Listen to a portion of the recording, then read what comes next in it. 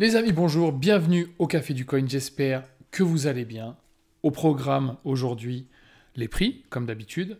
Quelques news du détournement de fonds, Celsius encore dans la tourmente, Crypto.com qui fait un gros coup de balai, ménage de printemps, et l'émancipation en Centrafrique qui continue. Pour en parler, j'accueille Peter, bien évidemment. Comment tu vas, Peter? Salut David, bien et toi? Bah ça va, le week-end, ça a été? Bah parfait, trop Tranquillement? court comme d'hab. Ouais, tu m'étonnes. Week-end fatigant pour ma part. C'est paradoxal, mais bon. Qu'est-ce que tu veux? Ah ça s'entend, hein, ça s'entend. On dirait que tu viens de revenir d'un marathon. D'un périple. Ça va aller, ça va aller, ça va le Ouais, faire. tu m'étonnes. On va voir ce qui... Alors, par contre, je tiens à vous le dire, les amis, on vous dit souvent de couper les exchanges, de ne pas regarder les prix. Et ben, il s'avère que moi, ce week-end, c'est ce que j'ai fait. J'ai absolument pas regardé les prix, donc j'innove un peu, je les découvre avec vous aujourd'hui. Donc, on va regarder ça. Donc, un Bon, tu vas BTC. pas être très surpris. Ouais, donc un BTC à 19 500 plus 1,39%, ETH plus 1,31 à 1078, BNB à 19. Je pense que là, pour le coup, soit on va latéraliser pendant plusieurs mois, soit les cryptos sont partis en vacances. Ouais, disons que là ça suit un petit peu la dynamique des marchés traditionnels et que aujourd'hui, bon bah vu que tout est morose, bah ça suit, hein, et c'est morose maintenant. J'attends un petit peu le prochain cataclysme qui va entraîner le Bitcoin et tout le reste un peu plus vers le bas. Comme on le dit souvent, il y a plus de raisons à ce que ça descende que ça monte, très clairement, au vu du contexte général. Exactement. Et puis tout le monde y va de son petit commentaire en mode ça va latéraliser pendant 2 ans, en mode ça va baisser encore, en mode non, c'était un bear trap, donc du coup ça va remonter. Donc, comme dit notre MC favori Moïd, wait and see. Donc Ouais, en mode aujourd'hui, ça peut tout faire, mais ça a rien fait ce week-end en tous les cas. On bah, va- voilà, exactement. Donc le Crypto Fear and Greed, vu que ça n'a pas bougé, il doit être à 11 ou à 13. Il est à 11, voilà, ça bouge pas. Le Crypto Fear and Greed, fidèle à lui-même. On va passer aux news, et on va commencer par Luna. Bah, le feuilleton de l'été, hein, pour le coup, et qui va sans doute devenir le feuilleton 2022. Là, on parle vraiment de détournement de fonds. Le mot est lâché. Il y a eu une enquête qui a été faite. Et donc 3,6 milliards de dollars en Bitcoin qui manquaient dans les comptes. Il s'avère qu'on a découvert qu'il y a eu beaucoup de transactions opaques et non justifiées. Et des malversations qui ont été faites le 6 et le 7 mai, donc juste avant le crash. On a constaté qu'il y a 3 portefeuilles qui sont impliqués, on va dire. Il y a eu des fonds envoyés sur un portefeuille Binance, et ensuite ça a été dispatché. Un second portefeuille sur la DeFi, et un troisième portefeuille qui a été retrouvé sur Binance, en lien avec la blockchain Terra. Et en C'est fait, trop, David. Il y a trop de portefeuilles, là. Tu vois, Terra Luna, il s'exagère trop, là. Comment ça se fait qu'il y a des fonds qui partent dans des portefeuilles comme ça, sur là, les exchanges, pour 3,6? Il faut arrêter, là. Et c'est, tu vois, nous, on avait dit déjà depuis un moment que ça sentait un petit peu les problèmes. Mais c'est pas ça sans les problèmes. On nage le crawl dans les problèmes. Donc, à quel moment on va toucher le bord de la piscine pour se rendre compte de l'ampleur de tous les dégâts qu'il y a eu? En attendant, ce qu'on sait, et c'est ce que tu disais à l'instant, c'est que là, maintenant, c'est les exchanges par lesquels l'argent a transité qui vont devoir se justifier, en tout cas, de toutes les transactions qu'il y a eu, afin de savoir s'il y a eu, au-delà du détournement de fonds qui est avéré maintenant, la manipulation de marché, tout simplement. ouais, c'est ça, c'est ça. Après, tu sais, il est écrit que ils vont peut-être demander de l'aide aux exchanges. Et moi, ça me surprendrait pas, parce que Binance, pour le coup, niveau transparence, ils ont toujours montré patte blanche, ils ont toujours voulu cette transparence, justement. Donc si jamais CZ décide vraiment d'ouvrir les portes à tous ceux qui veulent enquêter, je pense qu'il le fera d'ailleurs, parce que par le passé, il l'a fait. Bah, c'est dans l'intérêt des exchanges que de Ouais, montrer patte blanche s'il y a bah des c'est ça. recherches et on voit bien qu'à chaque fois qu'il y en a aujourd'hui, bah, tout le monde va dans le même sens. D'ailleurs, celui qui refuserait d'aller dans ce sens-là, il serait automatiquement Présomption tu de vois, ah culpabilité, c'est ça. bah je pense oui, voilà, clairement. Donc voilà, encore une fois, c'est le feuilleton de l'été. On attend un petit peu la suite de tout ça et on tiendra tout le monde au courant. On a Bah c'est ça. hâte. Franchement, c'est loin d'être terminé cette histoire. On passe à la news suivante. Encore un marasme Celsius. L'arroseur arrosé, hein, qui se foutait de la gueule des banques, très clairement. En gros, ce qui se passe, ça va être rapide. Celsius prenait beaucoup trop de risques. Tu sais, Celsius, c'est souvent, en fait, eux, c'est du gros foutage de gueule. Eux, de A à Z, ils se sont branlés sur tout le monde. Et aujourd'hui, on découvre petit à petit que, en fait, c'était n'importe quoi en termes de gestion. Il y a beaucoup de gens qui ont encensé Celsius parce qu'ils avaient des taux de rendement de malades, etc. Et en fait, aujourd'hui, on commence à comprendre pourquoi. Ils avaient 19 milliards d'actifs, pour 1 milliard d'actions. À titre de comparaison, une banque, elle a 9 milliards d'actifs pour 1 milliard d'actions. Donc le risque que prend la banque, les risques que prennent les banques, est beaucoup moins fort, beaucoup moins grand que le risque que prenait Celsius. Et effectivement, Celsius était là à se vanter qu'ils avaient des rendements meilleurs que les banques, etc., etc. Mais à un moment donné, si les banques ne prennent pas autant de risques que Celsius, bah on comprend pourquoi elles ne s'écroulent pas, alors que Celsius s'est écroulé. C'est abusé de voir l'ampleur qu'avait pris Celsius au sein de l'univers crypto. Ah ouais, Tout le monde c'était en fou. parlait, enfin pas que les influenceurs qui ont fait la promotion de Celsius, mais vraiment tout l'écosystème crypto parlait de Celsius et en bien.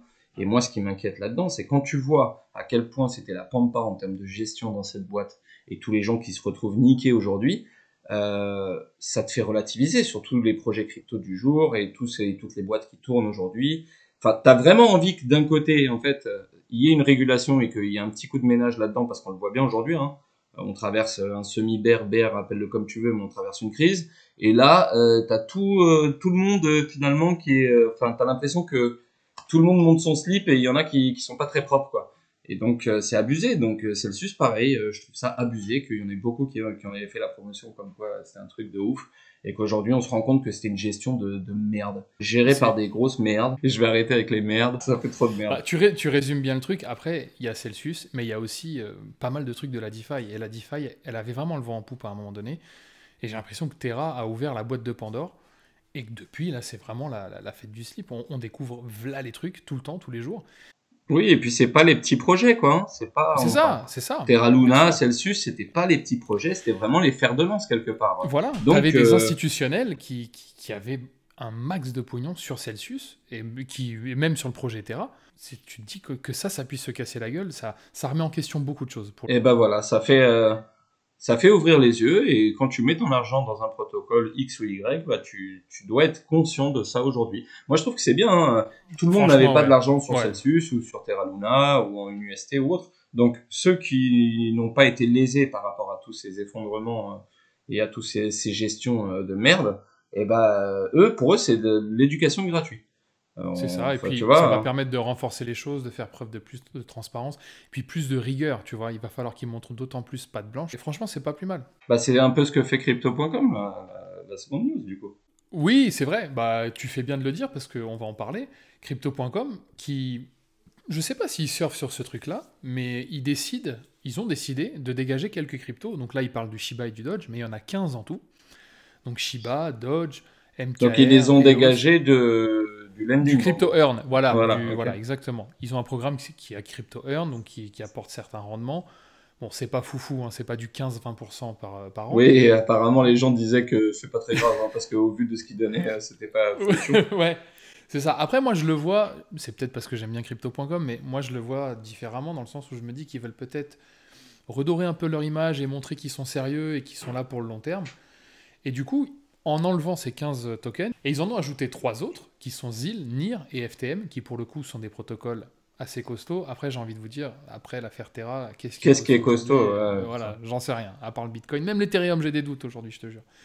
Donc, mais franchement, crypto.com, moi je valide. Je valide ce qu'ils ont fait. Bah, surtout que quand tu sais que crypto.com, au début, il y avait tout un tas de gens qui disaient que les rendements qu'ils offraient sur le lending et tout, sur leur plateforme, c'était un peu abusé et que c'était même bizarre.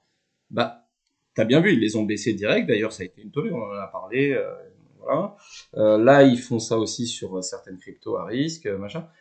Oui, je pense qu'effectivement, ils ont à cœur en tout cas, d'enlever toute suspicion ou tout doute qui pourrait leur tourner autour. Ils veulent rentrer dans le rang avant qu'on leur tape sur les doigts, et franchement, c'est pas con. On passe à la news suivante, les amis. Une news révolutionnaire qui suit un peu le Salvador, mais pas vraiment. Pete va vous expliquer pourquoi. Le Salvador, c'est le Bitcoin, mais eux, ils vont encore plus loin. Et franchement, c'est intéressant. Donc c'est un Oui, truc avec oui, Dragon Ball Z, c'est ça? oui, c'est ce que tu me disais tout à l'heure, ça m'a fait marrer. La République centrafricaine, donc, qui lance sa crypto-monnaie appelée le Sango Coin. Donc, comme Sangoku, mais Sango Coin. Écoute, non, c'est une très belle initiative. Ils ont lancé ça donc dimanche lors un événement virtuel donc diffusé nationalement pour lancer. Donc, il vient, si tu veux, renforcer le Bitcoin comme crypto-monnaie légale en Centrafrique. Ils veulent développer plein de projets autour de ce coin, dont une métaverse. Et voilà, développer les projets d'infrastructure du pays. En tous les cas, créer tout un univers autour de ce coin-là. Je pense que ça devrait donner pas mal d'idées aux pays africains, tu vois, qui entourent la Centrafrique aujourd'hui, si tout marche et va du bon côté. Donc, je pense que l'initiative est à suivre et que c'est tout à leur honneur aujourd'hui que de lancer un max de projets autour de la blockchain et des crypto-monnaies. Franchement, c'est pas mal du tout. D'une part, parce qu'il y a eu une vraie émancipation, pour le coup, parce que Salvador est tributaire du Bitcoin. Là, ils vont encore plus loin.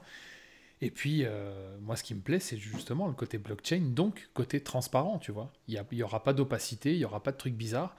Et franchement, si c'est bien géré et si c'est bien, on va dire, régulé, honnêtement, c'est un grand pas pour ce pays qui est la Centrafrique et pourquoi pas pour le continent africain. Pour le coup, franchement, c'est Ouais. vraiment pas mal. Après, tu disais tout à l'heure qu'ils auraient pu lancer le GTA Coin, que c'était pareil. Hein, ouais. Et effectivement, on pourrait lancer le Café Coin demain. Oui, bien sûr. Ça On dépend va de ce que voir, t'en fais. voilà, on va voir ce qu'ils font autour de ça et ce qu'ils lancent, mais on voit bien en tous les cas qu'ils ont des projets et qu'ils avancent dans ce pas. Et j'espère que ça donnera des idées effectivement à toute l'Afrique. Et qui sait, avoir peut-être, tu sais, un jeton, un stablecoin adossé, tu sais, à un truc général. On va finir, les amis, sur cette note d'espoir. On espère, nous, en tout cas, que cette vidéo vous a plu. Si c'est le cas, vous savez, vous connaissez la chanson. La petite cloche, le bouton s'abonner, ça fait plaisir. Le petit commentaire. Ouais, exactement, on lit tout. N'hésitez pas. On se retrouve demain avec Peter, avec plaisir, avec vous. Et puis, regardez pas trop les exchanges parce que franchement... De toute manière, on vous dira ce qui s'est passé, il n'y a pas de galère. Voilà, exactement. Merci, Pete. La team, je vous dis à demain. Bonne journée à tous. Pete, à demain. porte-toi bien. À demain. Salut la team.